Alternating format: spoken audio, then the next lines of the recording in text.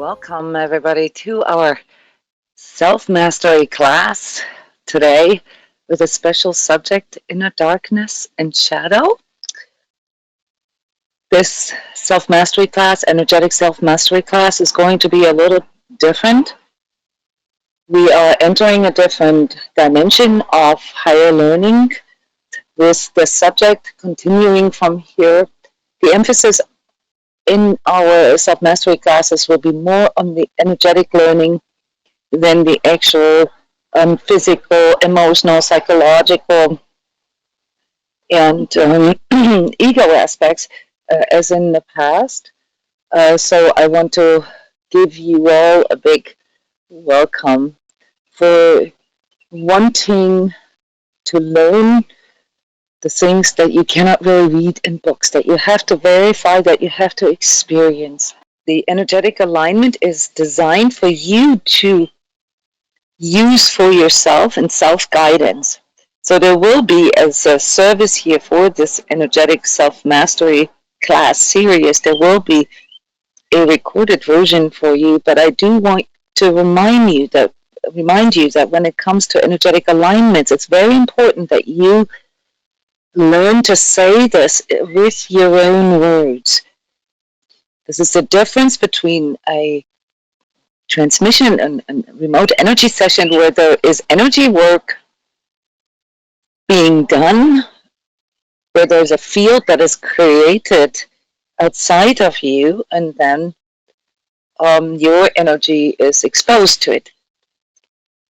Energetic alignments are more self-active, meaning that you have to learn how to create this field within and around you yourself. And when it comes to understanding darkness and shadow, as you can imagine, we can talk hours and hours about the different kinds of manifestations and beliefs and opinions about darkness, conspiracy theories, or all sorts of entities that people are holding responsible for darkness. This is not what this energetic self-mastery class is about. I would like to start this self-mastery class in a different way, and I'm unmuting your microphones right now. This is why I talked about the self-activeness in this. This is energetic self-mastery. This is not a webinar or a lecture. So we are learning by doing, learning by asking questions, learning by verifying things. And as I was designing the slides for this session, I realized that there's no way we can squeeze this into 2 hours, which is why I decided to make this a 2-part energetic self-mastery class. In other words, everyone who signed up for this class will automatically have a second class, probably in 2 weeks, same time, where we are going to illuminate the other aspects of this. But in part 1, today, I want this interaction with you. I want to have the space to work, or to have you experience working through your own inner fear of darkness. And I would like you to share more than usual in energetic self-mastery classes, which is then why we have the second part that allows us to summarize all these things that we have experienced and verified for ourselves. It also allows us to formulate questions better. And this is the big part here about learning to deal with inner and outer darkness, namely to go into the expression of that. So whether you are a professional, a healer, or someone who offers service to others and sees this as their profession, in whatever capacity to help others through their inner darkness, I want to train you here with this self-mastery class to understand that the only way to help a person through their experience of darkness is to help them guide through the experience, which means for you whether you're a healer or self-healer, you have to be willing to go there. You have to be willing to go there yourself. Right? That's the nature of healing, namely to guide someone through a place where they need assistance to change their energetic state into a higher vibratory state. So today we're going to cover questions such as what is darkness, and we will experience higher learning, the meta learning, as I call this, of feeling into this topic today, darkness, through our energy, through our own experience, and then classify this a little bit based on our experiences and discuss the illusions of darkness and what our, or whatever this part in us is, I will call it ego, gets out of the temptations of darkness. And then towards the end here, we will briefly, in a shortcut version, illuminate self-healing strategies, one of which is the one that I'm actually allowing you to experience yourself right now, but also other modalities or things that can help a person or ourselves to become able to navigate through our inner darkness, through outer darkness, and form our own self-healing strategy. Do you guys have any questions right now? So let's just go into this place that we always illuminate before we go into the content of our learning, and that is to illuminate the topic, in this case darkness, as an energetic resonance. This is the big shift here in energetic self-mastery, namely that we regard everything as an energy. This is a huge paradigm shift if you think about it, because if we regard everything as an energy, then that means that we can also qualify it, and it means that we can find ways to out-vibrate it. Out-vibrating in energetic self-mastery terms means to go into a higher state, to vibrate above whatever the topic is, and therefore to experience healing, or something that in psychology we would call this overcoming something. So when we get stuck in a certain state, or in a certain feeling, or in a certain pattern, or in a certain problem in our life, it means that our energy resonates on that level of the problem. That's what it means to be stuck. That's what it means to have a block. That's what it means to not be able in control of our energetic state at the very moment. And healing in and of itself is defined through finding ways to lift our energy above whatever is perceived as the block or the problem relative to its energetic state. Many of you are familiar with this map of consciousness based on Dr. Hawkins' map of consciousness. For those of you who are interested, it's basically an updated version through the lens of energy work, but it basically agrees in all ways. It's just a different verbiage here to help us with the energetic self-mastery of things. And what we will see here is a major separation, or major division line, and that is here, and it's called truth. And it seems, on first glance, to separate two different tendencies. This is the tendency, the downward spiral, the tendency to go into a lower state, and the tendency to go into a higher state. Those are what these upward and down, what this upward and this downward arrow represents. It means that there is a tendency, a propensity to vibrate higher, above truth, above the vibratory level of truth. Our energy will go into a self-healing mode, so to speak, namely the propensity to heal itself, to vibrate higher on its own. And when our energy is in lower states than truth, what we typically call ego, not the psychological ego, but the ego that creates illusions, that does not allow us to see truth for what it is, and therefore it needs extra energy or experiences its own lack of energy, and needs to compensate, to cope, to somehow, get energy from somewhere else. What you hear me say here right now is a very important definition, namely a new definition of truth, really.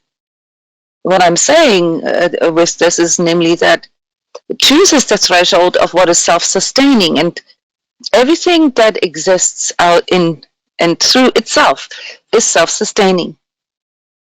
From an energetic and spiritual point of view, everything that exists and that can sustain itself is a spiritual and actual reality. Everything that cannot exist through its own energy, through its own light, may appear as if it exists, it appears as real, but it is not true, because as soon as it no longer gets the energy from something else, from an outer source, it cannot sustain itself. This is a metaphysical point of view on the meaning of truth. Meaning of truth is the division between what exists out of itself and what needs something, an outer energy, to continue to exist. When we look at some of the descriptors here, we'll find, a lot of emotional states. We find, all these different states of being, being caught in our own fears and our own judgment and our own, illusions of existence, including the false self, and including projections, and including expectations and positionalizations, opinions, beliefs, and so forth.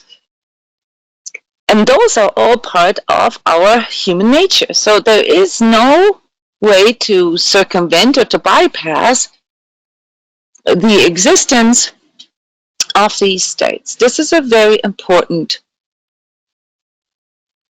realization. And Cindy is asking if I am talking about sovereignty. Sovereignty as a spiritual concept reminds a person on the authority coming from within to determine or to control one's own energy. And it's not the same.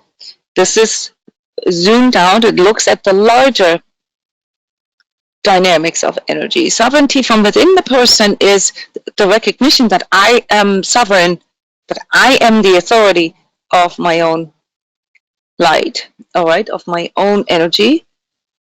And darkness, therefore, is sort of the forgetting of that.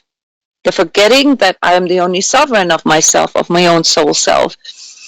So it describes more like the mechanism of how we lose this knowing, how we lose truth, okay, or how we can regain it. We regain truth by reminding ourselves of our own sovereignty. So this is a different perspective, Cindy, but it is instrumental. So it is a part of a self-healing strategy, namely to remind ourselves of that sovereignty. So you'll see in the energetic alignment that a lot of these aligning codes in there help you to remember this. But to stay in my own sovereignty basically means to stay in my own truth. Okay? And therefore, when I am standing in my own truth, I am aware of my own light, and I can stand in my light. I can recognize light, and therefore I am not in darkness. So that would be the simplest way of defining darkness. And I can easily build this in here, Cindy, the word sovereignty. I am in darkness when I forget that I am the sovereign of my own light, of my own energy. Okay, when I am in these, what we just for the sake of simplicity call ego states, I am forgetting that. I am doubting that. I am afraid that I might not be sovereign. In fact, it goes as far as fearing that something else is controlling me or attacking my sovereignty. So sovereignty is the subjective experience of your own inner light. It's a reference feeling for when you're standing in your inner light. But it is not the only marker of that, because I'm trying to give you, this is the deeper energetic self-mastery here. So we don't want to talk too much about all the different variations, because we lose the goal. The goal is not to feel sovereign. The goal is not to feel in control. The goal is not that. The goal is to feel our own light. And that's why in common language we use the word darkness. Darkness is basically sort of the ultimate fear, and is therefore linked to all ego states, because ego is a psychological, physiological, like a 3D function here for the time that our soul self is incarnated in 3D, to reconcile with our own mortality, to reconcile. It's a psychological tool to help us not to go crazy, because we know that we're going to die one day, and that is something that could prevent us from fulfilling the promise to our soul self or to our to divinity, to bring this into the 3D expression here, because if we get overwhelmed by darkness, then we might end our life. And ending our 3D life obviously does not lead to the end of our existence. It only leads to the end of this 3D existence. And here is the problem. As the ego is installed as this instrument to help us to reconcile basically the fact that we are dying one day, all right, it could easily tempt us into, well, if this is ending anyway, then what's the point in trying? All right, and therefore we need functions that help us to compensate, that help us to cope, that help us to overcome the experience of darkness. And you could ask now, well, is the point of incarnating in 3D then to experience my light or to experience my darkness? And this is a question I want to send out to you guys. Follow me here into this new territory and reflect on the purpose of life through the lens of darkness and light. What is it that you believe at this very moment that you came here to experience?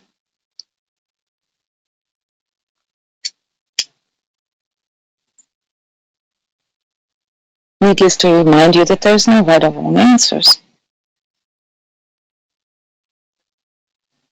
I am not the source of light. I cannot prove anything to you. I can lay things out for you and encourage you to experience and explore this and to discover. Okay, so Gemma says, in her opinion, in her view, the purpose of life is to return to the light. Okay. Would you like to elaborate on that, Gemma? Hello. Hi. Hi.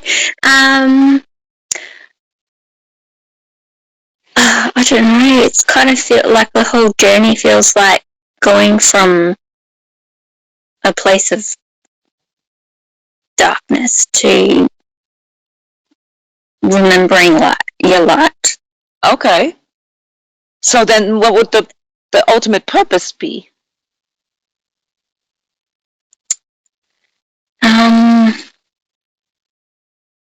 To express. Yeah, I mean, just think your own thoughts all the way to the end.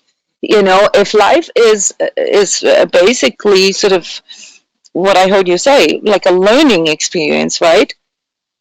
Yeah. How to walk through darkness, and no matter what the darkness is,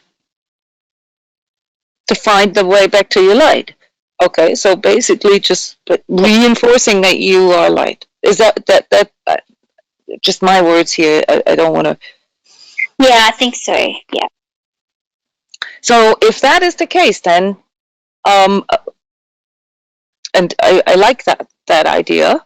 Okay, why do we suffer so much? I mean, why do we whine and complain, and why are we so afraid of darkness then?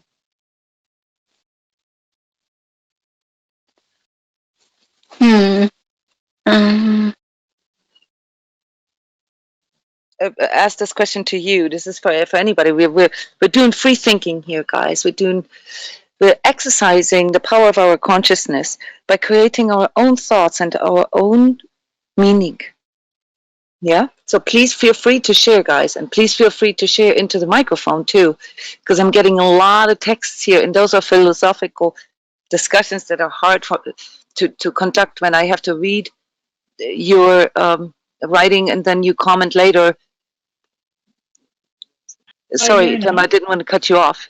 I just want to really put this out there. I want you guys to exercise your consciousness right now, which is forming your own thoughts. I hear you. Oh, Jona. If I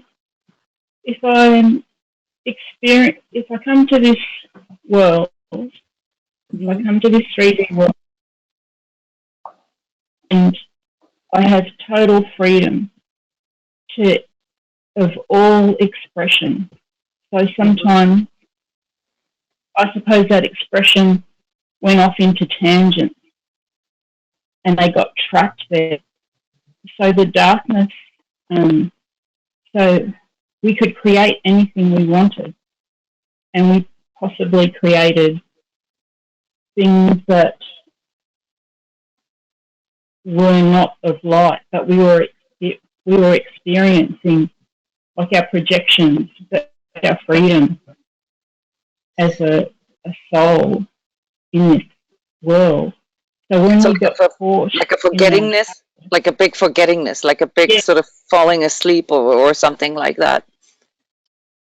Yeah, so we started to believe our own projections,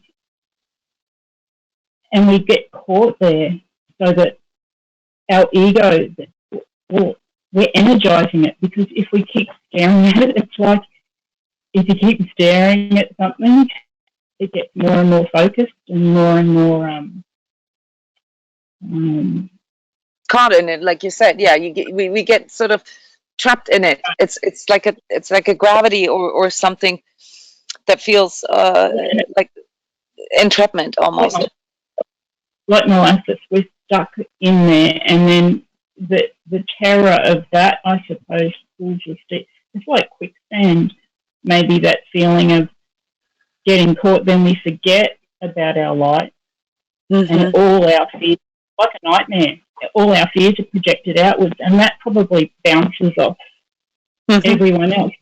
We're all souls here together. All those projections, because we're all connected, we catch each other's thoughts and projections. And then you can't work out, hang on, is this my thought? Is this my stuff?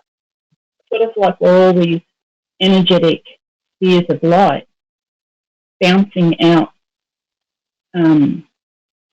thoughts and creations, and those creations start coming true in the horrible things that we see in the world, but then our ego judges. So it's like a loop. Is that what you're saying? I heard you talk about inner and outer darkness. Basically, that it starts within and then projects out and then remanifests in our subjective inner fear of that. That's a very good thought process. And that came out of you, Julian. And this is why I want you guys to share into the microphone. All right. It is this forming of this connection inside of you guys is what helps you to remember. Thank you, Julian. Cindy, did you want to chime in? Yeah, I was just going to chime in. I'm looking at this, the energetic states here, and how that's all blocked out at the bottom there, as ego states being darkness. Well, when we start working through this stuff, oh dang, where was I going with it?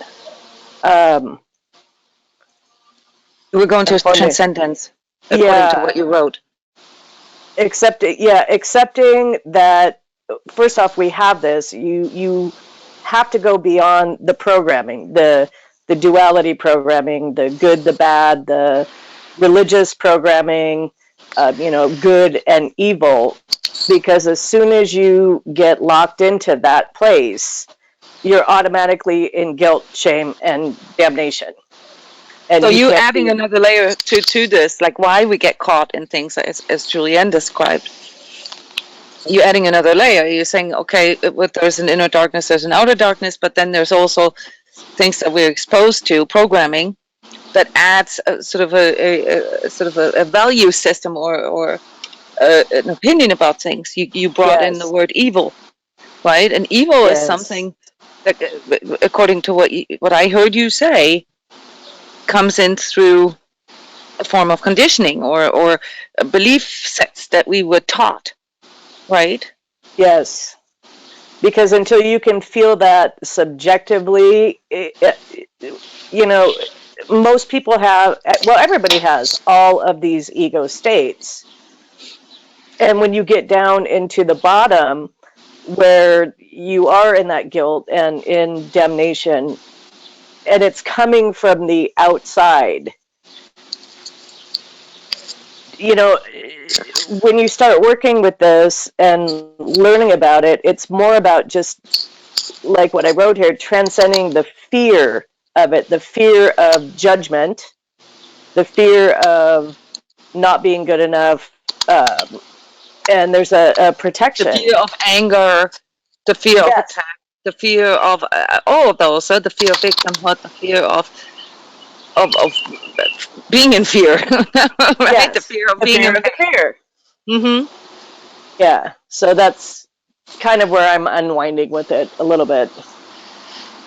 So what I hear you say is that all these experiences of these fears, that they are part of the journey, that they are part of coming here, and that we can learn through the experience of those things, that we just need to, like this is an energetic term, out-vibrate that and let go of that so that we don't get stuck in it. I also heard you say something else, namely you brought a bit of a scale in here, and that's very important to understand. That's absolutely correct, Cindy.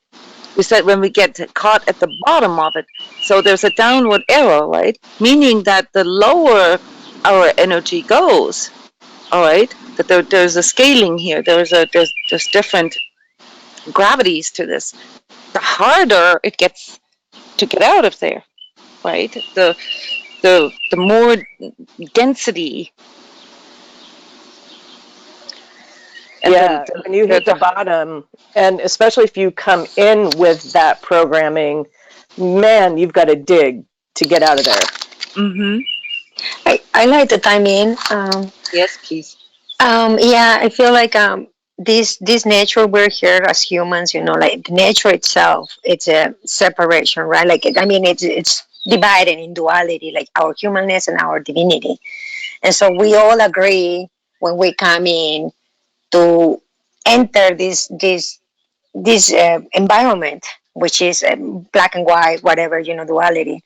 But I feel like our purpose, I mean, there's such a beautiful gift in entering this reality, holographic reality, because we get the opportunity to unify and remember, unify that those different um, aspects of the scale, black and white, into what we truly are, which is our that light that unifies everything, which in the scale will be truth, right? Where there's truth, there's love.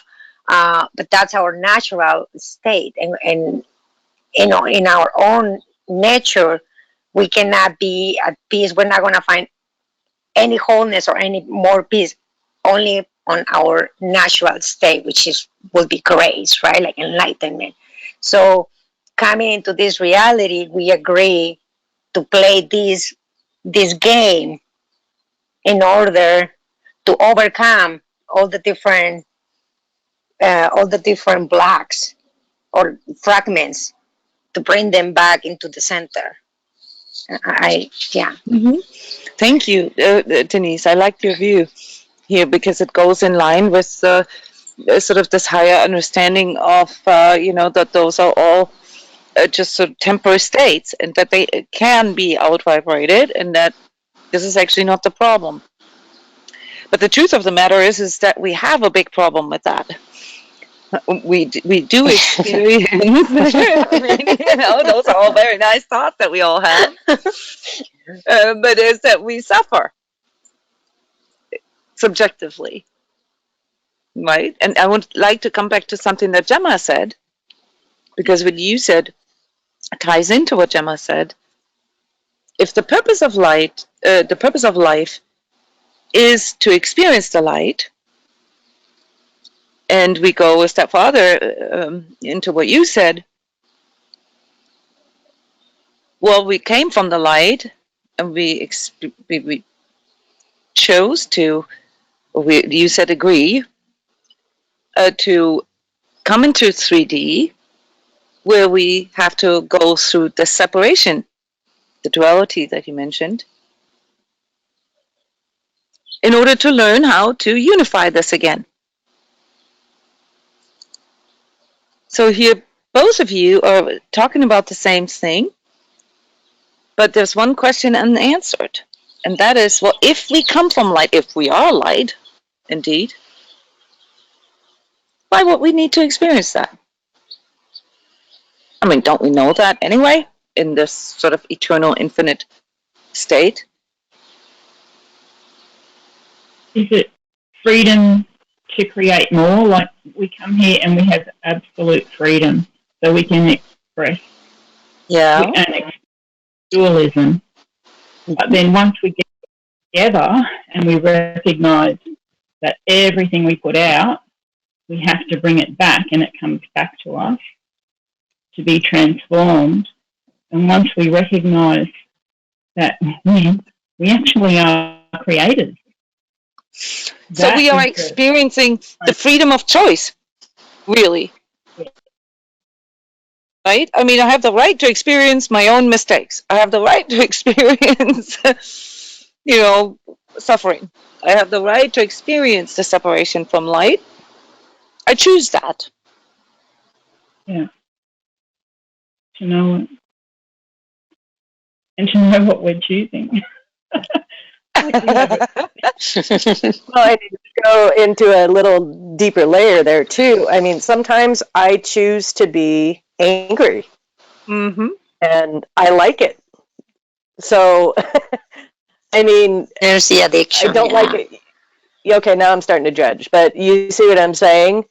Is it's knowing how to get back to the level of truth. I mean, we're all hardwired for these, lower ego states, and we can go there. It's just knowing how to get back out of it again. And I think that's where the choice is. And what Like, does this okay, give us? What does this? What do we get out of this? What is? I mean, we talked about purpose. So, what is the fulfillment of that purpose then? I think it also can allow for others as well. Like if we, Interesting.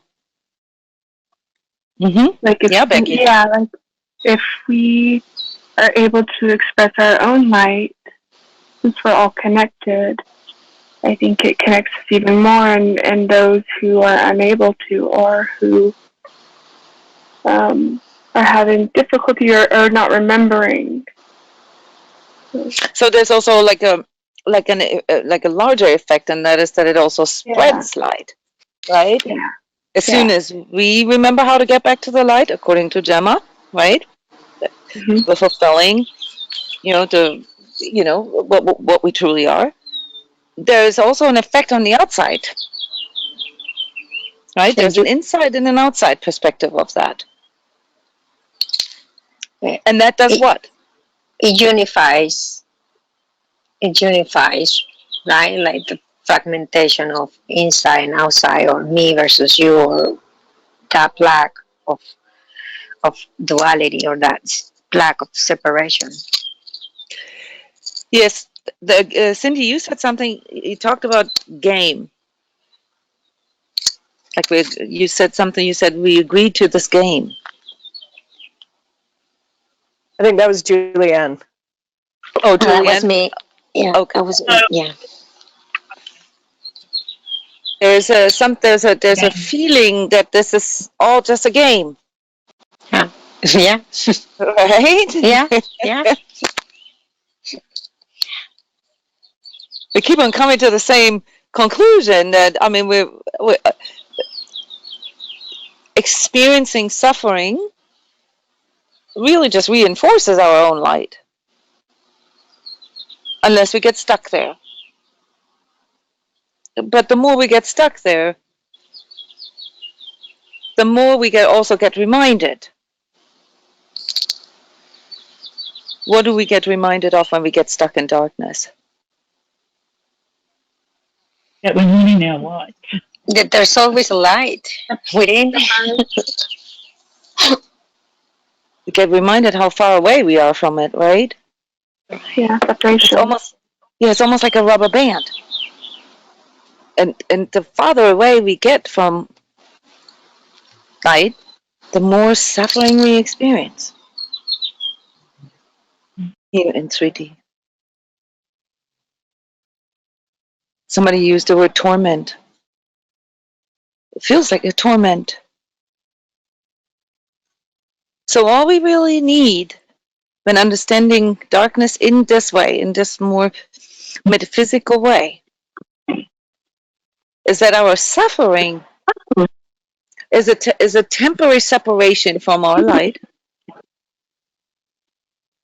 And according, to using Gemma's word, to remember how to return to the light. So a learning experience is a learning experience.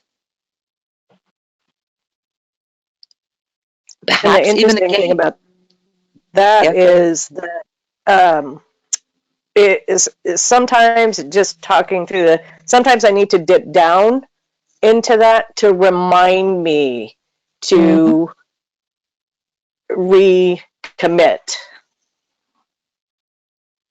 which is a weird sort of way of saying it, but So there is an element of choice. You mentioned this earlier as well.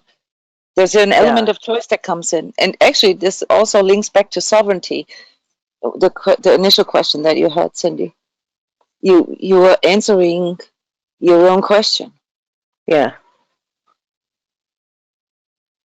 That's cool. I never really looked at it that way until we started talking about it. As we experience duality, we also get to experience choice.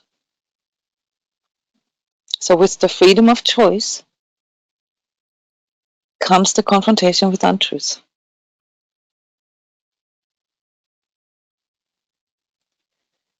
We never lose our sovereignty, but we can temporarily get stuck in a place where we forget that we have a choice.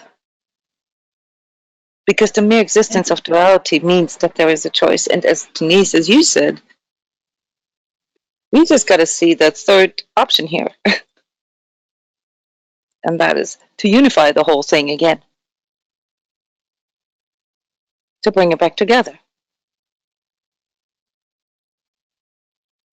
And due to the power of our... Sorry, go ahead.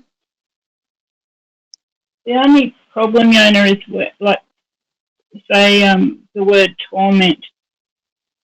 If we're so far out and we're stuck in that molasses, in that feeling, that torment, well, in that place, then we can believe somebody else is doing it to us as well, and that keeps the loop happening, like that blame, but somebody else outside is doing it to us. And this is a very important realization, Julian. The further away we separate from our own truth, from our own light, the more externalized we become, the more we externalize everything. Yeah. Using the word sovereignty here again, just because it came up earlier, where it is the recognition of our own light. The opposite to that would be the separation pain. And the more we get separated, the more we become dependent on external sources, or not just the dependency of that, but also seeing it as something external. So the more we go away from it, the more it feels farther away. Simple logic. And farther away always means external. When we're standing in it, from within, you're not seeing it as external. You're seeing it as internal, correct? Talking about light. When you're standing in your light, you can verify this for yourself subjectively and say, I am in light. Light is in me. When you standing outside of it, when you distance yourself from it, basically go down sort of the vibratory ladder here, the farther away you go, the more externalized, the more external the light will feel. And therefore, the more afraid we will also be of external influences. And the more we create from that dimension too, so stuff keeps happening. Well, and this is some of the higher understanding of who we truly are. We create at all times. We don't create our own existence, but we create at all times. So if I create a thought, an emotion, or an action in any of these states here, truth and above, well, then they'll contribute to, feeling light, experiencing light, and there'll be more light. And the higher our energetic power here, the higher our vibratory rate, the stronger that will be, the higher the radiance of that. The same occurs in the negative sense. The farther away we go from the light, we still create, but we create more darkness. And one of you, who I think, Becky, it was you, pointing out the two-way aspect of that, right? Where the farther away we go from light, the more we see light as something external, we see ourselves separated from it, the more darkness we experience and the more darkness we produce.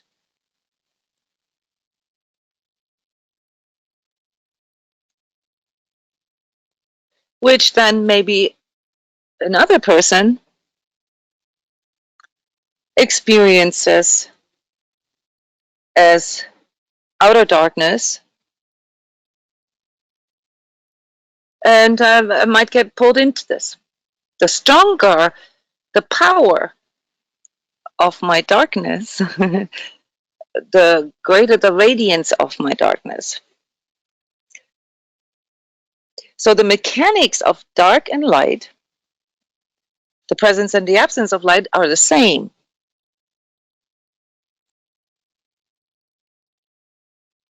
And the energetic view helps us to understand that, namely that the lower we go, yeah, exactly, Cindy, the more darkness we will not only experience, but the more darkness we will produce. So let me ask you then, as self-healers and healers, what does it mean when a person is caught in darkness? Or experiences their reality as dark? What does this mean? What does this tell you about the person?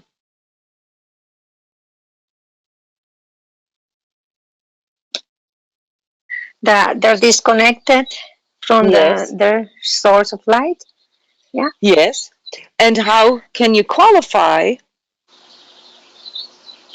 the degree of that? I mean, like how bad it is without the judgment, but like how strong this gravity or this the power of the darkness in the person is.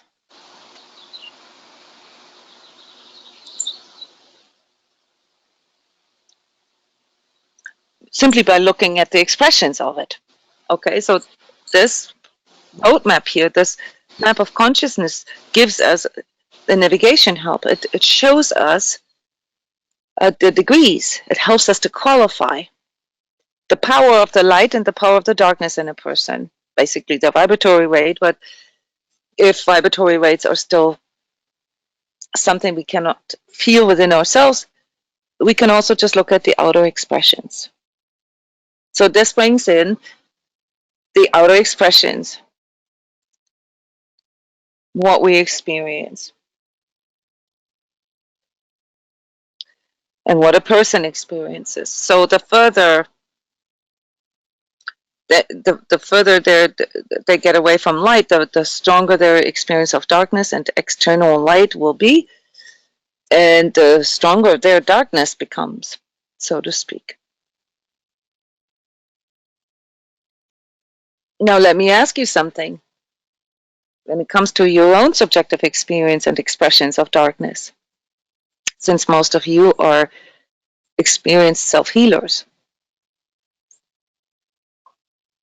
how do you subjectively qualify your own darkness?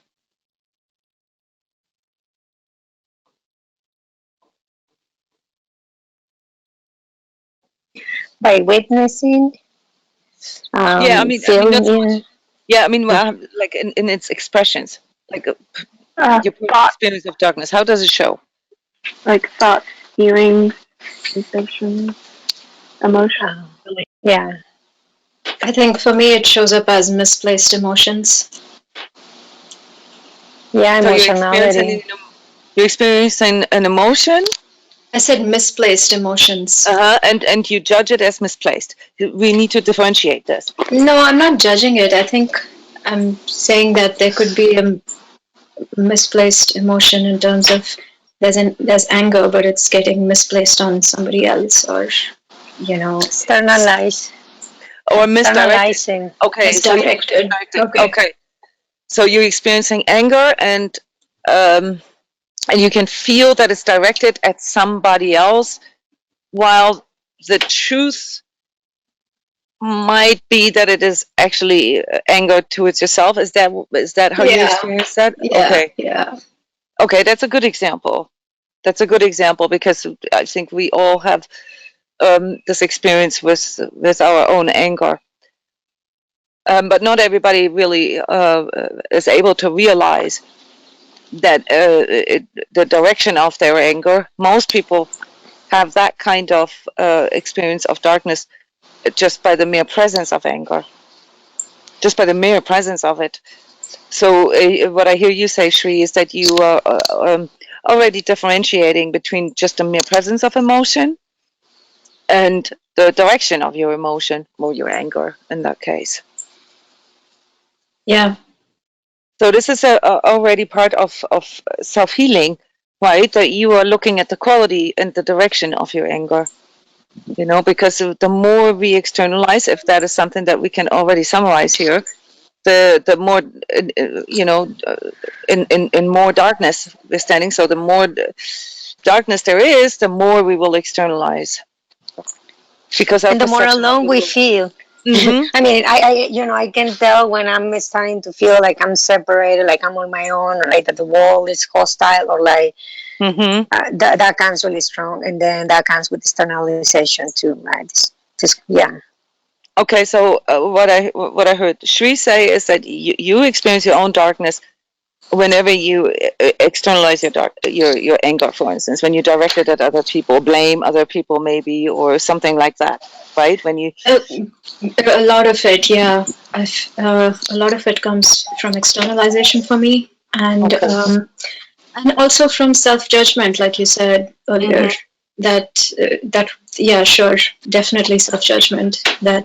And it pushes you even further down. Then the comparison starts coming in. I'm not good enough. Others can see their light, and I can't see it. So, All right. um, So as far as like just get developing the habit here of qualifying your own darkness, the power of your own darkness, you experience this somewhere here, okay, in these areas, right? But due to the downward tendency, the downward propensity, you can also tell how it pulls you further down. yeah, Is that is that a good representation of what you said? It's like you yeah, experience this as the beginning, as a sort of the how darkness can get a foothold and start to spread. yeah. And I feel that there's a part of me which questions that what's wrong if I felt this anger. I mean, it's um,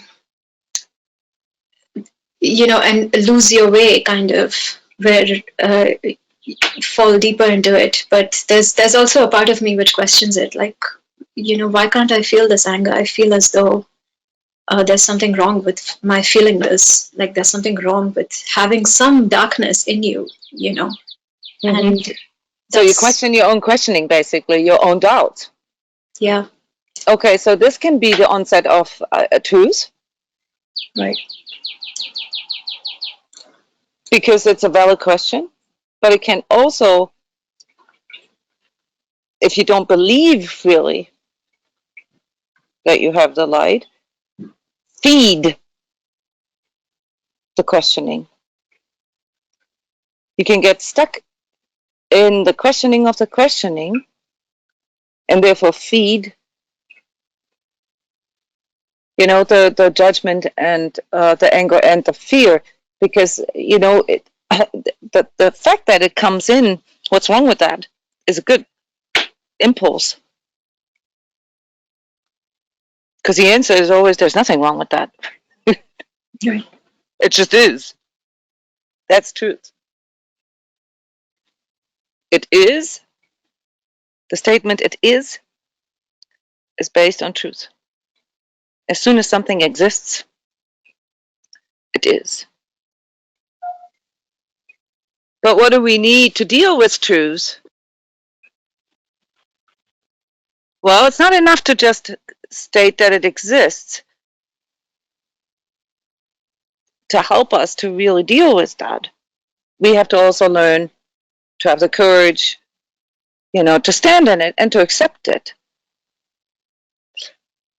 So the experience of your own questioning, which is very typical here, in these three states where we are already feeling truth, we're already getting the impulse from our inner truth, but we have habits such as questioning and doubting and not fully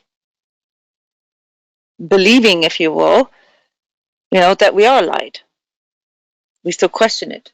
So these states still question it. Why do they question it? Why do we still? This is also those are also the states of the mind, the higher mind. Why do we still question our light in these states? Because there's something missing. We get the impulse, we can see truth, but there's one element missing. And that is that we are not quite sure yet whether what we're feeling is really true or not.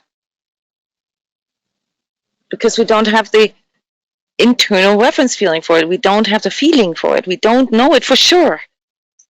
Okay, so these three states here where we're already in our truth and get the right guidance, or not right, not as in right or wrong, but where we get guidance from our true self,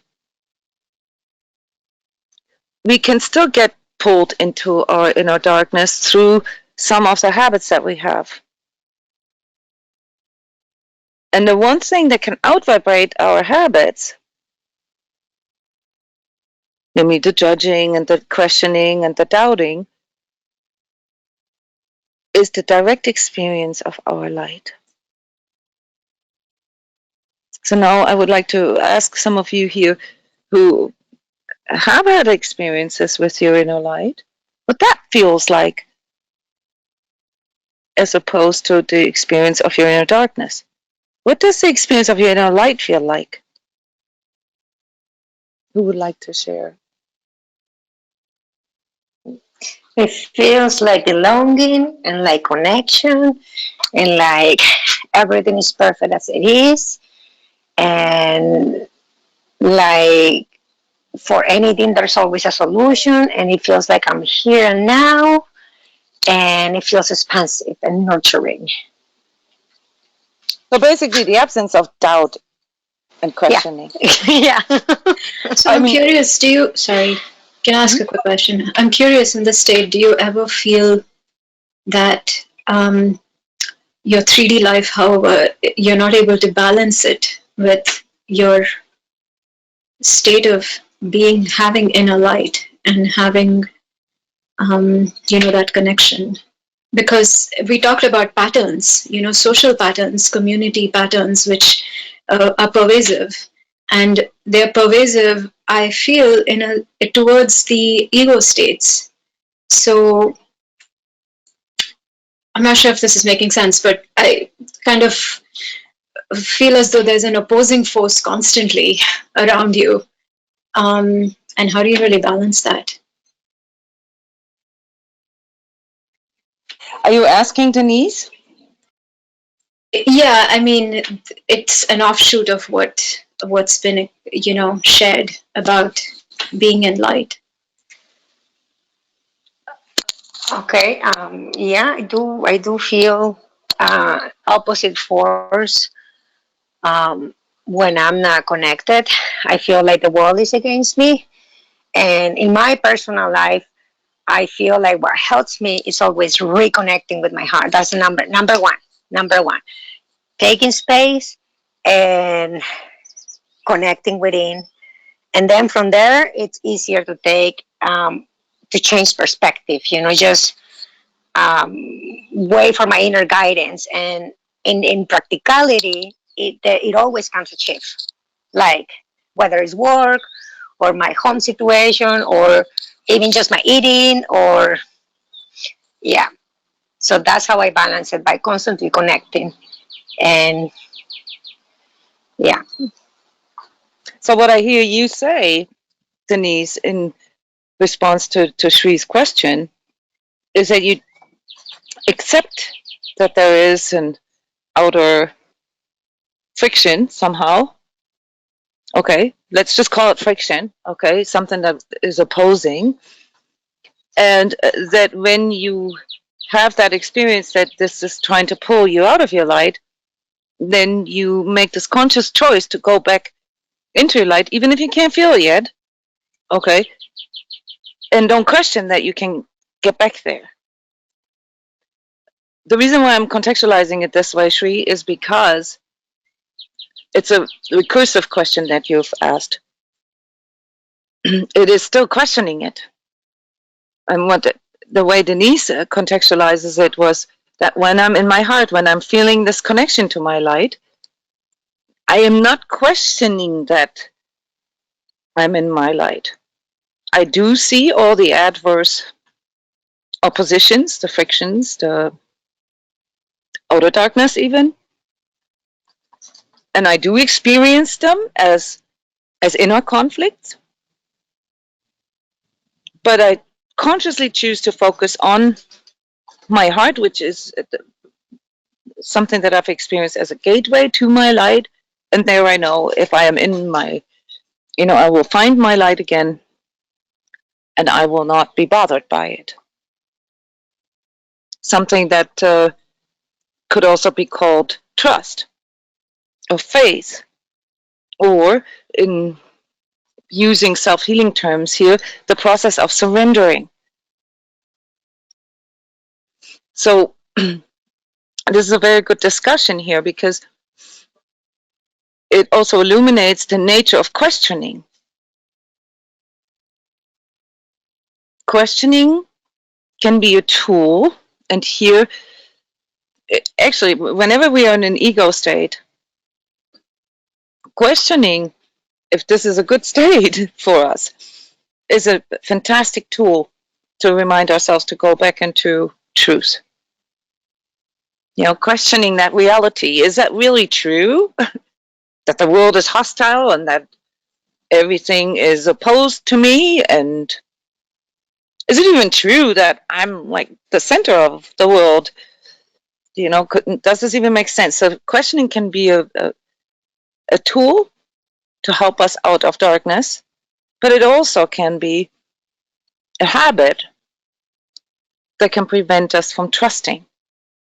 So latest, when we get to this part here, and this is the part that we basically aim for, and I mean the experience of true love, of highest expression, of healing in abundance, this is a place where questioning our own light no longer serves us. Not because somebody said so, or because it's written somewhere, or because I say so, but because of our own experience at that place. In that place, we do not experience questioning.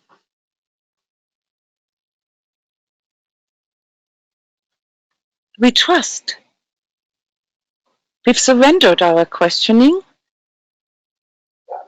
and replaced it with terms such as faith, not necessarily in a religious sense. It can be religious depending on what context we want to give it. But we no longer question the presence of light here. We are actually in our light here and merely work on the fine-tuning of the expressions of that. So with this discussion, we can see how certain habits, certain tools can lead us out of darkness, but only to a certain point. So certain things can only lead us to certain places. Questioning is a function of the higher mind and can therefore lead a person into the higher mind. But it is not a function of our consciousness, because our consciousness does not grow or increase through questioning. Our consciousness grows through the subjective experience, the internalization, the knowingness. I know that I exist, therefore I don't need to question it. There's no learning and questioning anymore. I cannot grow if I keep questioning if I exist. So in these, if you will, three major stages of developmental stages of our journey, returning to our light, as Jona said in the beginning, and obviously also the experience of bouncing back and forth between those different stages, we learn what leads us to the light and what does not lead us to the light, according to where we are standing at that point.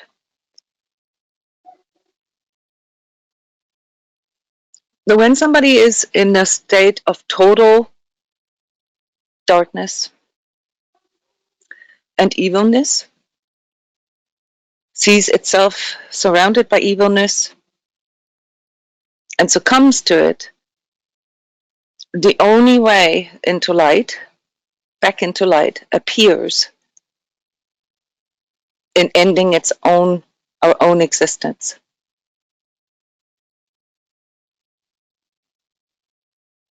Can you guys feel into this? Can you guys feel that? Yes, absolutely. Because there is no light that can be experienced, right? And this is what we have an ego for, all right? Because I just want to contextualize all these different tools for you, because it can at least create the illusion of connection. That's better than being surrounded by total darkness and evilness. Wouldn't you agree? Right? So to vilify our own ego as being equal with our darkness is not the solution, because the ego can help us. It can be a tool, depending on where we're at. Okay, it is much better, therefore, to be angry than to be suicidal. Because the energy that we have when we are angry is much more powerful than our innate energetic state when we are suicidal. Can you see that? But it isn't until we are in truth that we are consciously choosing our alignment. And alignment is now the ultimate dimension of propensity or tendency, namely alignment is basically the GPS coordinates where we want to be. And this is a very important new aspect that many of you haven't really thought about before, and namely what happens to someone who is in darkness and chooses darkness, aligns him or herself to darkness. And we said, of course, also the question, well, who's stronger? You know, who has more power? We have to answer those questions, guys, before we can transcend our own darkness. Because the questioning of that can pull us back into our own doubt and our own fear. What about all these evil people in the world, or these evil entities that we personally or in history, observed, encountered? What are your thoughts there?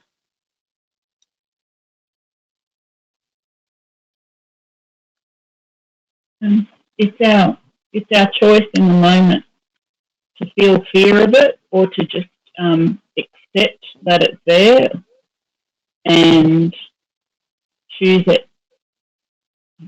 Have the strength, the truth of our heart. Just let it go, and just be in the heart, because that stuff's happening anyway. If something dark is coming at us, just accepting, well, I could die, so what?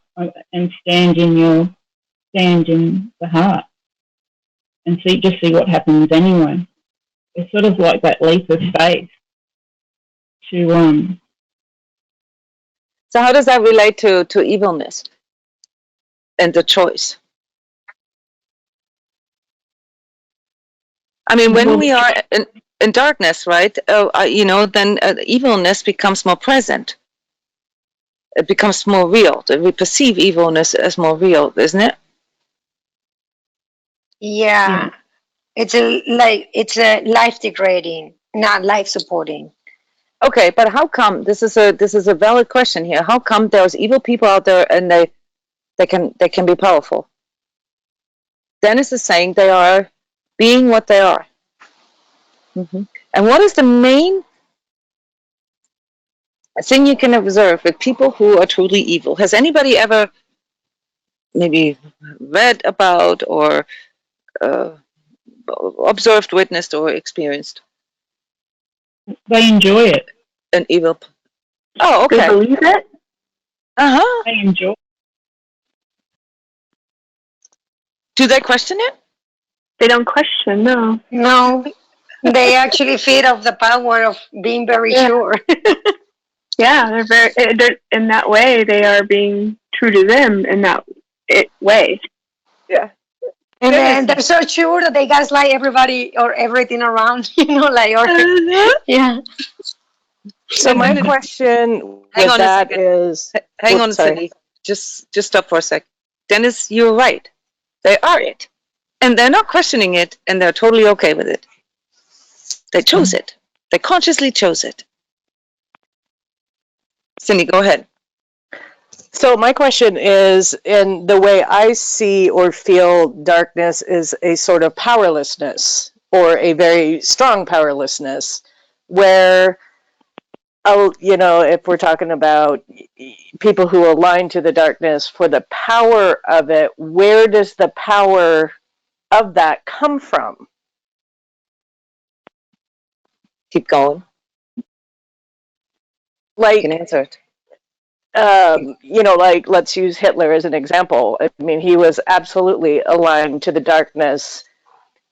But the way I feel darkness is powerlessness, that I feel powerless to get out of it until I have a reference feeling for the light. But there's something very deep and inherent in me, and I believe in all of us, that even though you can't experience a light at a certain point, and even if you've never experienced the light, I believe that it's there, whether you've tapped into it or not, because we are of the light. Am I making any sense? Yeah, but Yes. if you feel completely separated from the light and you might have never experienced it, you might buy into illusions of light, fake power. Remember, So guys, the dynamics of energetic vibrancy, they function the same way in both directions. If I can drive you into suicide, that might give me the feeling of power over you. If I choose to go that path, if I choose my own darkness and I exploit it, like really use it, I can be very powerful. It's like powerlessness. Powerlessness is like the complete externalization, right, of your light out. You guys are mistaking the powerlessness with the perception of powerlessness. Okay, so how you feel. So is it that someone that is so aligned, such as like in the Hitler situation, they're harvesting others' energy to sustain their own power in the dark? Yeah, they're so congruent, so consolidated in that choice that their radiance, can exert that, can suck the living life out of other people. Especially People that are weak, aren't people that are congruent. exactly, people who are not standing in their light. Yeah. And there's a lot of people who don't stand in the light. In fact, it's a majority of people who on this planet. But, and here's where Hawkins has actually, and also Rudolf Steiner, where they have found ways to explain this in a very beautiful way. And even movies such as Star Wars and Lord of the Rings and so forth are very good at showing that part of duality, namely that the dark side of the Force, if you will, in Star Wars terms. Hawkins talks about the difference between power and force. Force being the illusion of power. All right. that there's a temptation there. And Cindy, with the perception of powerlessness, or the, actually the torment of powerlessness, can sometimes come the temptation to fake power. If I can't have power, then at least I want to have force. And if a person then totally aligns themselves to it, and basically goes into complete externalization,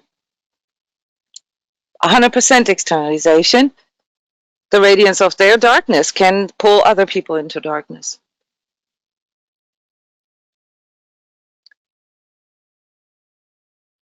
Yes, exactly, Julian. Dark people, they do not appear as powerless. Internally, they are, and they absolutely have no power in comparison with people who stand in their light and know it and choose it. But they can have power over people who are question it.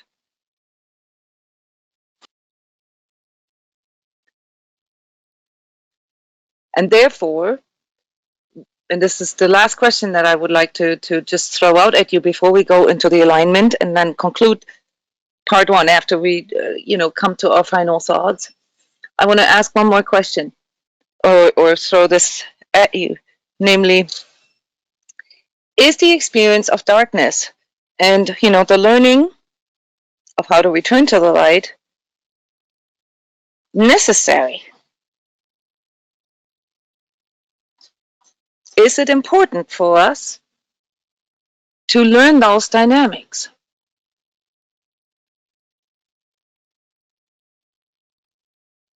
Yes. Why? It's part of the game. We come into the environment that everything is separated, and we come to vibrate that and remember that we are united, that we are light. So we already agreed beforehand to experience the separation. Yes. And therefore, looking at it through this higher perspective, we can come to a conclusion about the purpose of life, right? Yes. What is that conclusion?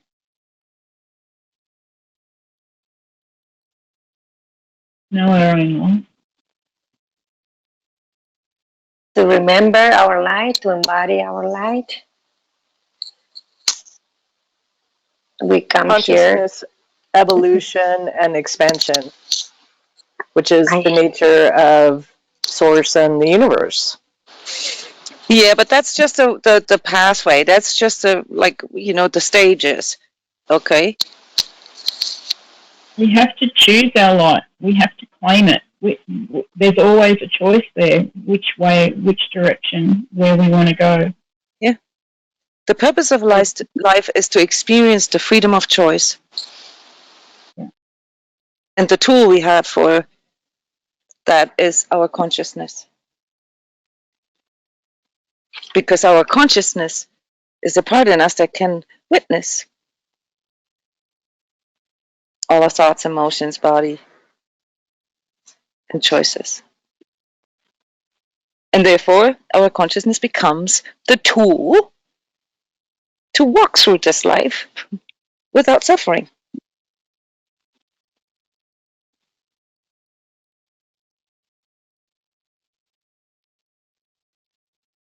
It is not nothing. It is not something that needs to expand or grow or develop.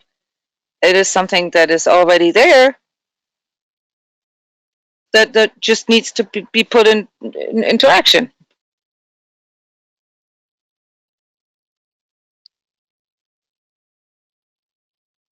Nature, as well as we, as part of nature, are just here to express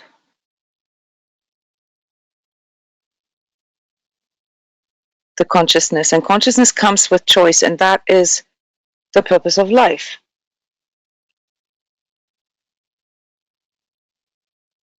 So we can conclude that if we don't make a choice, or if we get tangled up in questioning our choice,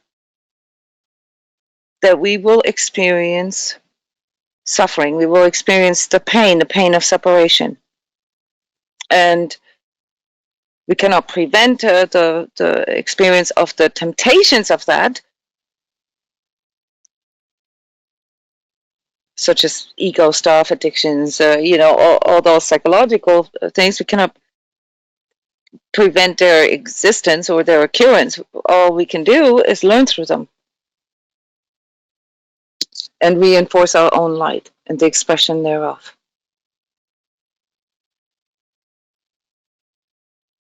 Yes, Dennis. To choose is to execute the free will to choose. And we can do this at any time. All places are here and all times are now. This is the power of our consciousness. We choose, yes, Julianne, we choose what we align to and what we create from here. We create our reality through our alignment. As someone recently said, Cindy quotes, "It is easy to die, it is the challenge to live and find our light and live it." Yes, those are these wisdoms that we form through that.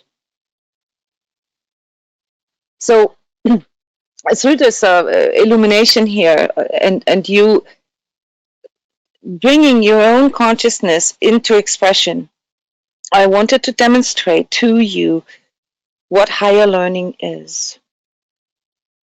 Higher learning is to go into that place in you that illuminates all these different aspects of your existence, that learns to differentiate them, to discern them, to consciously align and choose. And this is the task with which we all come here to this planet. And of course, there are hierarchies of that in the sense that not everybody comes here with same sort of beginning conditions, or we can experience different conditions. Not everybody comes with the same power to begin with, so to speak. So there are different soul groups that have, sort of certain things in common. They come here to experience a particular sort of scope, a particular realm of darkness or light. And that too is voluntary from a soul self's perspective. So when we go into the alignment now, which is there for us to fully experience this from within our own consciousness now, you will see a difference. You may have read the alignment before the session. That's why I sent it out so late, because I didn't want too much preoccupation. But you will notice now that the deeper understanding of those words have a different meaning now for you, because you have gone through this discussion and through listening to it and through saturating yourself with this material. You have basically allowed yourself to internalize this illusion of inner connection and the mechanics of what binds you to the illusion of powerlessness, the separation and suffering. Okay, so this is basically my approach to energetic self-mastery, namely through really experiencing your own consciousness and action, through illuminating, which is light, okay, bringing light. This is what our consciousness can do. It can bring light into darkness. And since you've experienced this now yourself, you will remember this when you get pulled into your darkness and the inner fear, or the experience of the fear of darkness. So let me switch the audio here to the music. You can look at this now as a sort of a meditation, if you will, where you just sort of go into the words and allow them to permeate you, and allow your own consciousness to merge with those words.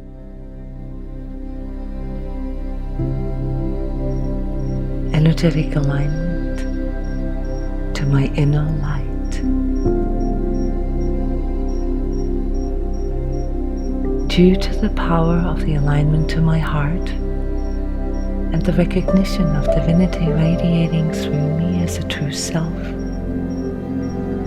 I claim the right to be alive,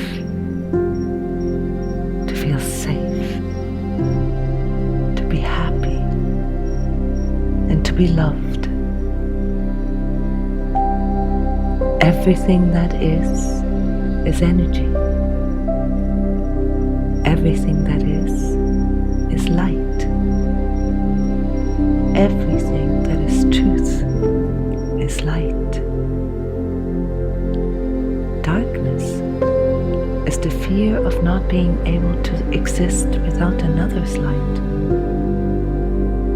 Darkness is our ego's temptation and fear of not existing. Because when there is no energy, there is no life. When there is no life, there is no light.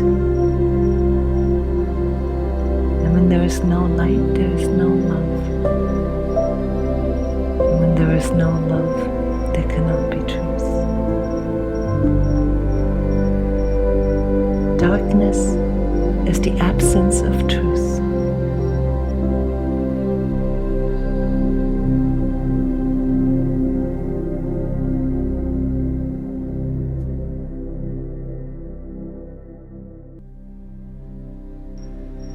When I fear I cannot exist on my own, when I fear that my light is not enough, when I lost the connection to my heart, when I don't really know who I truly am, when I find myself in darkness, I lost connection to my inner light. Only to teach me what separated me from the source of my own existence. In me is the eternal spark of light. For as long as I remember that, I can illuminate the untruth of separation. I call on guidance to show me my own light, to feel the difference between inner and outer light, and inner and outer darkness. I relinquish everything that is holding me back from fearlessly enjoying my life, and what I can let go of to feel the presence of my own light that shows me love and what connects me with the source of light within. Remembering divine love as one and the only source of power, I command my space, my energy, my body, my emotions, thoughts, and my light, here and now, and at all times. Is anything not originating from the source of all life is not true and cannot heal me. Anything not originating from my inner light has no power over me.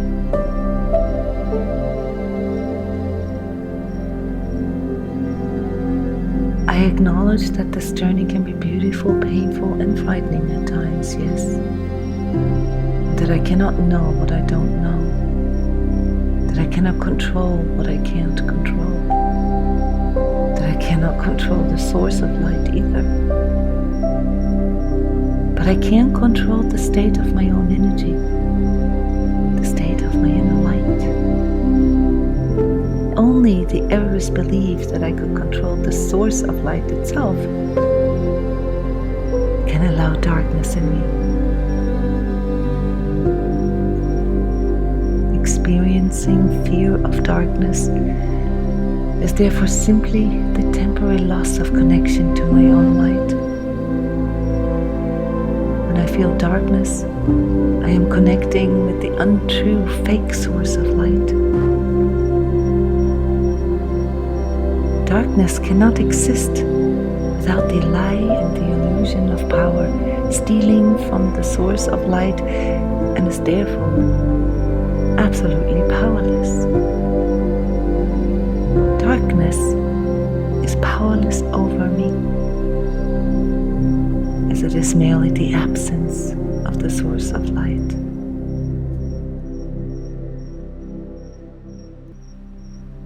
The absence of truth. The absence of love. And thus, the absence of life.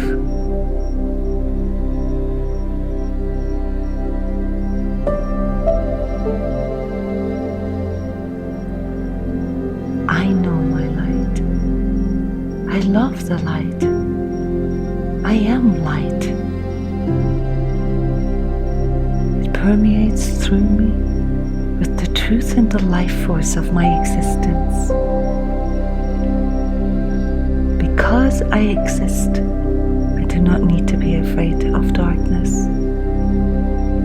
Experiencing darkness within is merely a way of learning how to connect with my inner power.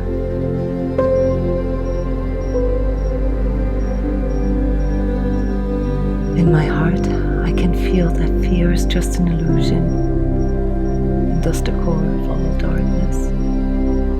Darkness in me grows through believing that I don't have enough light, enough love, enough truth to exist.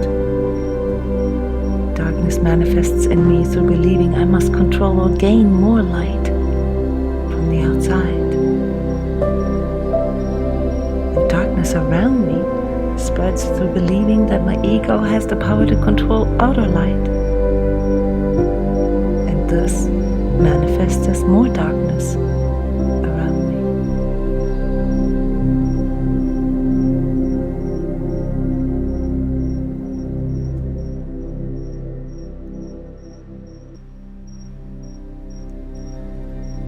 My light shows me that my being is eternal and infinite, and that darkness is just a temporary state of energy that I can't change.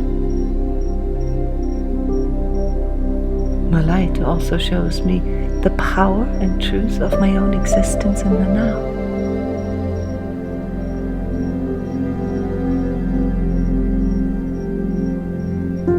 For as long as I can connect with the truth of my own existence through my heart, my light is untouchable.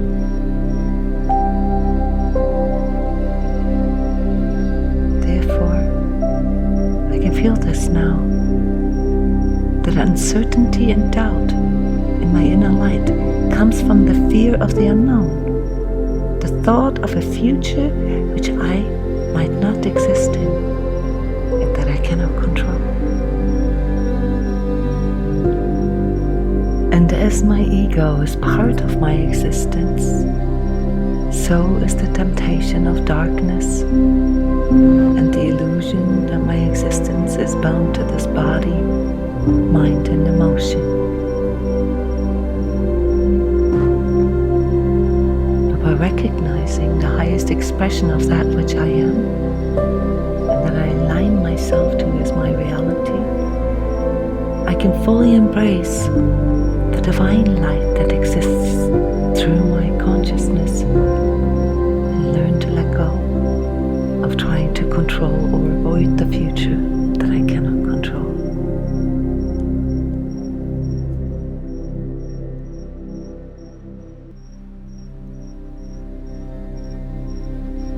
I accept that my ego is the source of all fear. There is nothing to fear.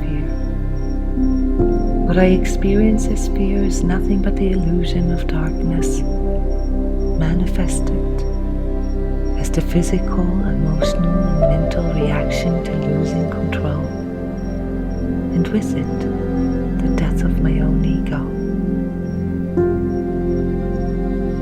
To overcome this fear of darkness, I now choose to let go of my ego's fear.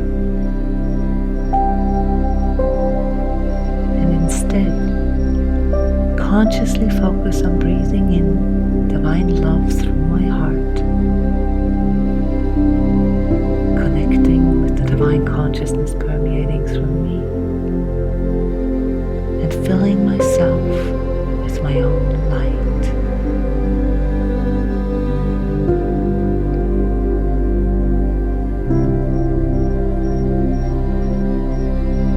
I embrace witnessing my ego's fear as a momentary fluctuation of my energy, showing me where I need to love myself more.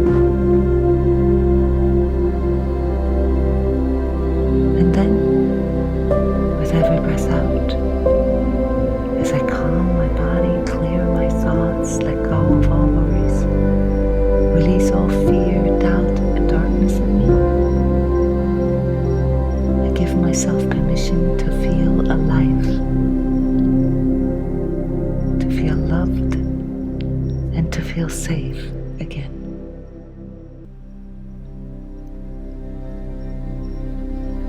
The power of my inner light is defined by the truth of my own creation. Anything not in alignment with loving myself feeds the illusion of separation and thus the temptation of darkness in me. Every fear I face and let go clears, connects, and empowers me and strengthens truth, light, love, and abundance in me. By being in charge of my own energy, I honor my sacred divine soul's journey and thus return the consciousness to make myself feel safe and protected. Overcoming fear, doubt, and loss is the true pathway of driving out darkness, which is nothing but the illusion of power.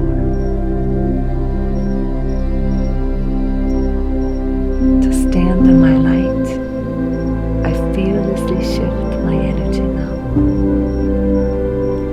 I voluntarily surrender my fears, and with it, all illusion of control, to the only true source of all life in me. I let go of the illusion of control, and this is my choice, as surrender is my devotion. I am that I am. Out of my love for the divine, I surrender all of that I am afraid of, and all that is holding me back from manifesting and enjoying my life as the highest expression of my true self.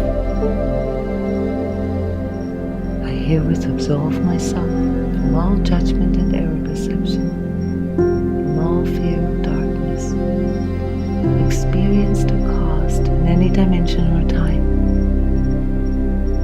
and devote myself to the joy of experiencing my divine inner light,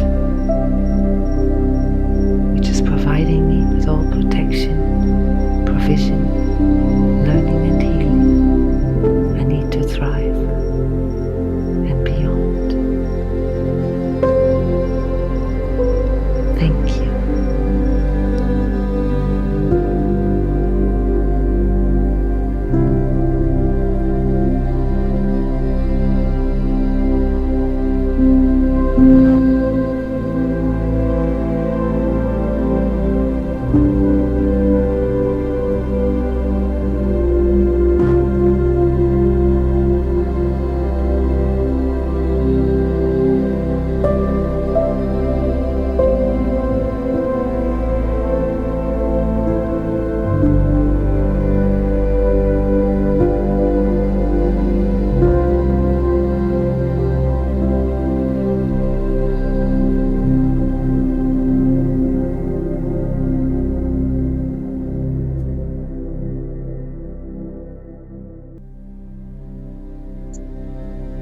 going to direct your awareness now back to our group here, to our congregation. Okay, Annette, you couldn't hear my voice. Okay, so you guys just went with, okay, I apologize for this.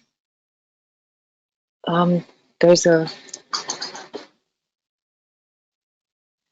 glitch here. I cannot hear myself. And so I don't know, I don't have a monitor for what you're hearing. You read it. Okay. Okay, so in a way, this was even more powerful than hopefully, because I really want you guys to learn that it is in your words and hearing your own words, forming your own connections, that you're stepping into your own power and that you're choosing all of this.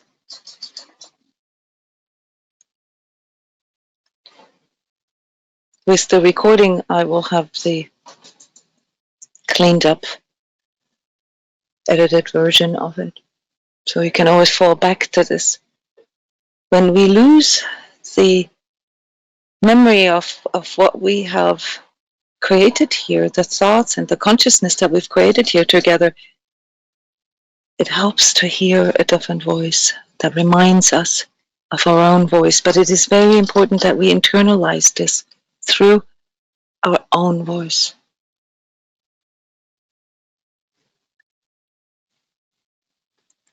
So what we have experienced here, guys, is a whole different way of learning, internalizing, integrating, and expressing. It is the way of higher learning, the way of higher consciousness emerging and expressing.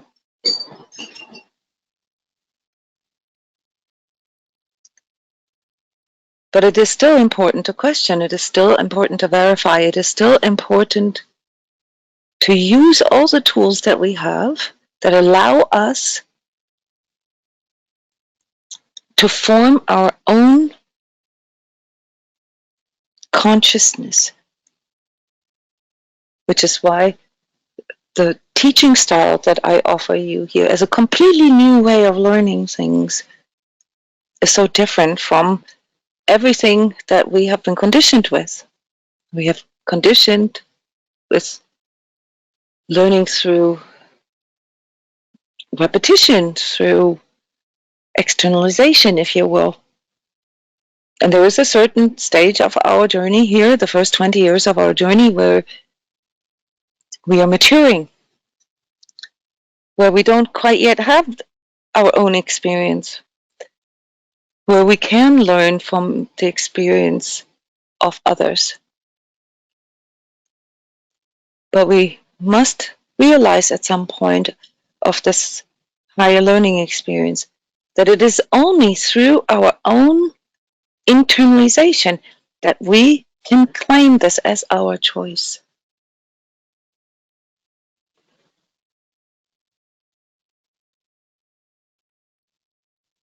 Thank you, Julian. Yes, it is what you love about this tribe, about this. I can't even say community, really. It's a resonance. It is an energetic field that we are creating here together that attracts others with the same level of consciousness, if you will. And that also spreads through that. So each and every one of you who internalizes this is now becoming a beacon of your own light, and therefore someone who spreads light, someone who heals, someone who helps others who get caught in darkness to find the way back, to return to their own light. Not some imaginary, not some fake light, not some categorical or conceptual light. No. But by internalizing their own experience of what it feels like to stand in their own light.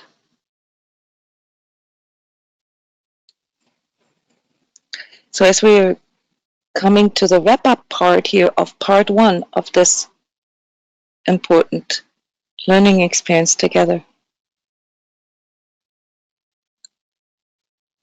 let's just openly talk about what's going through you right now, what your thoughts are, what your feelings are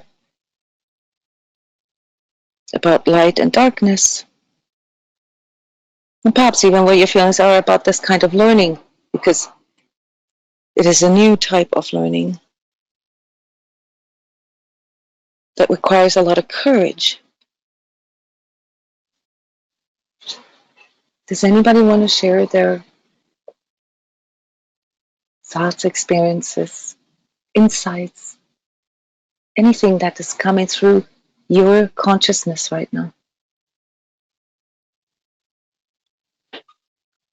I love the learning and the way this new meta learning is. This is the way I've always learned, which is why I always had kind of a hard time in school, especially with articulating the feelings. And there aren't really any words that I can put to this. It's only feeling. And when you tap into that feeling of your light, there are no words. It's just all feeling. Mm-hmm.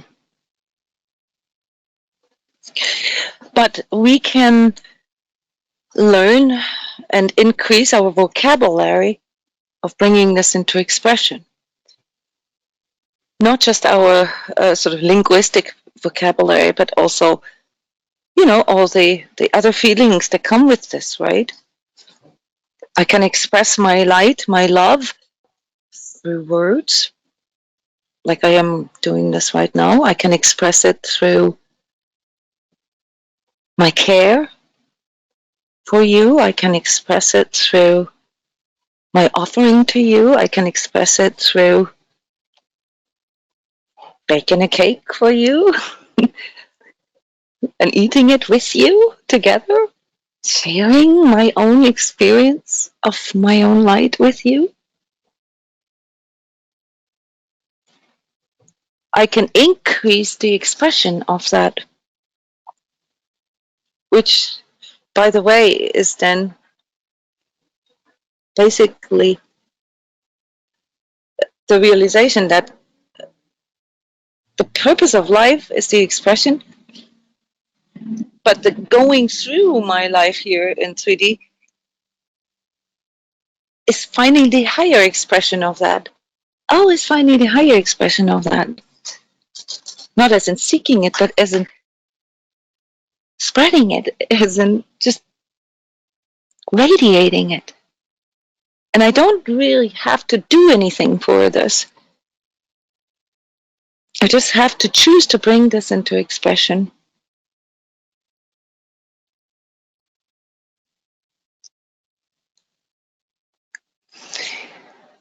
Many of us feel a limitation in regards to the wording, in regards to the vocabulary, and that can be trained. So this is what we do here in this sacred self-healing community. But it is not just words. That's just one tiny part of it. It is the part that allows us to share something remotely. Like right now, there's people from all over the world connected together here in this field that we are creating together. And we wouldn't be able to do this if we hadn't language and the technology, obviously, and some other things that we use to make this possible. But when it comes to expressing this in our immediate environment and the conditions that we find ourselves in, how can you find higher expression in your practical, personal, everyday life?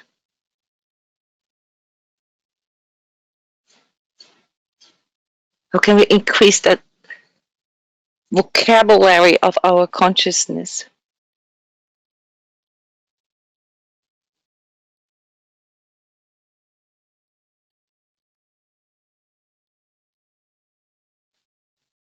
Do you have some suggestions?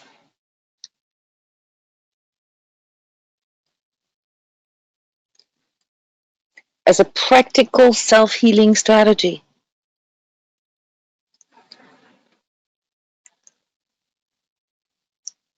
In my own daily life here is to remember to stay conscious of where my energy's at, aligned to something in my heart. If there's something comes up, it's just surrendering whatever's coming up to my heart space and then being from there.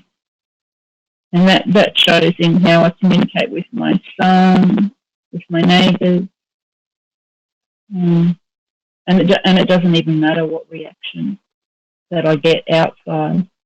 It's only my responsibility, because I don't have any control over what's going on outside or how somebody else reacts to me.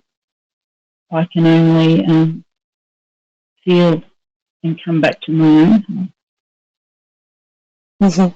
Very good reminder, Julian. One way to express our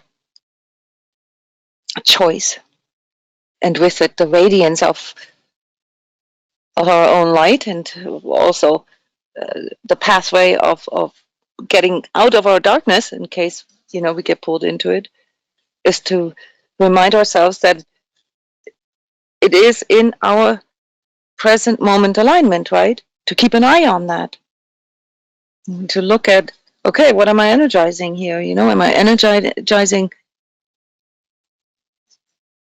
darkness in me, like the absence of light, the absence of love, the absence of truth? Or am I energizing the presence of light, the presence of truth, the presence of life?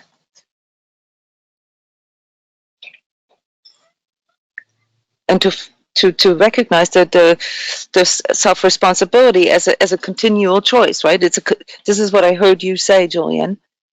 It was a bit hard to understand what you're saying. Just the audio is not very good right now. But did this represent what you were trying to express? That you can do this in your daily life with your son, with your neighbors, at all times, because you can't really control the outside anyway. All you can do is to focus on your inner alignment, keep an eye on it, and then remind yourself to up it if you feel like you're separating yourself from truth and light. Is that what you said? Yeah. And the reactions to it, yes. Yeah. And we can't control others or how they are or whatever they're perceiving. And sometimes it can be, we don't even know what other people, where how they're thinking or feeling. But if we stay in our heart, well, it gives, I suppose we can see and have compassion for the pain that they might be in, but not to take it personally. It's nothing personal. The only thing personal is staying in our heart.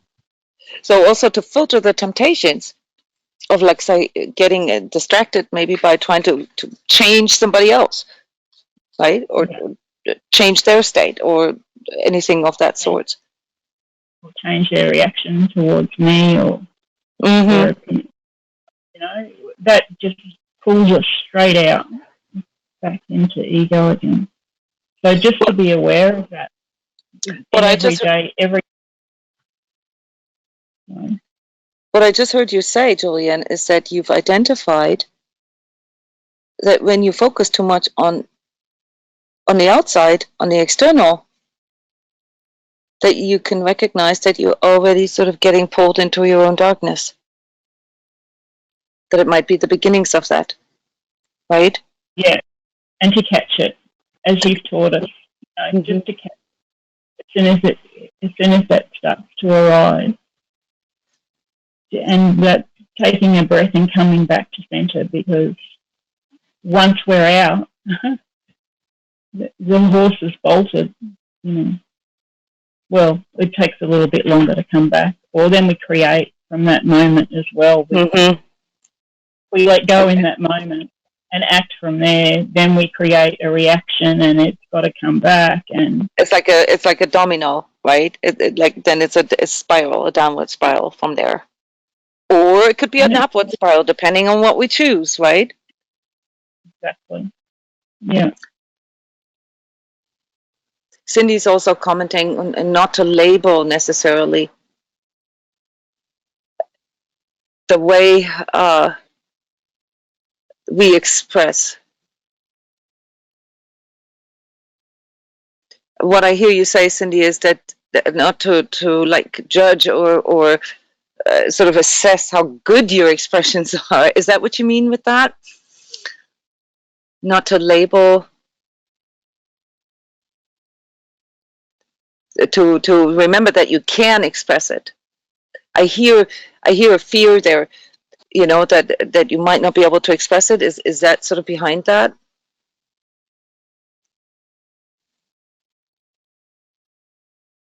I can't hear you right now.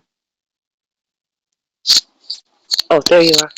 Oh no, Dennis, I hear you. Denise, no, not Dennis. Oh, hi. Denise. Yeah. Oh, sorry. Yeah. I something that feel like very strong after the alignment.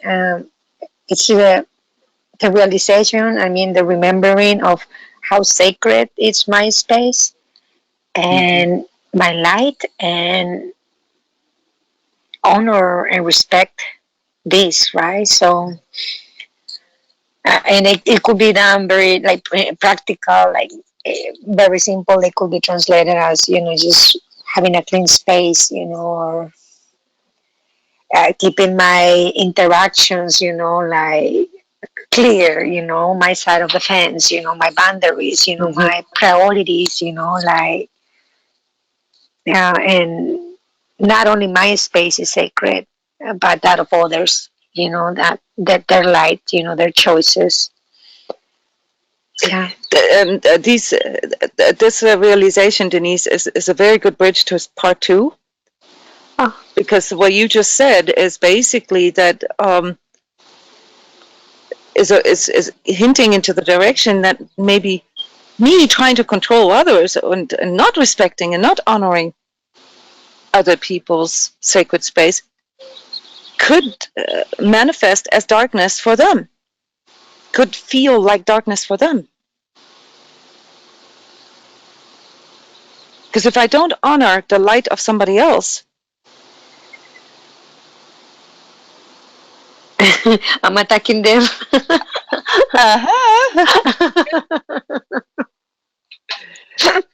So I want to. I would love to close right here, okay, for the thrill and anticipation of part 2, and we'll have 2 weeks to contemplate about this, to understand the dimensions of darkness better, so that we can lose the fear of it. Because darkness can only exist if we fear it, question our own light.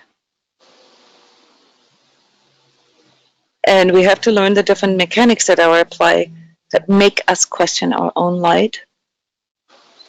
And the one big mechanism of that we've discovered today, namely externalization in both ways. Externalizing darkness as well as externalizing light.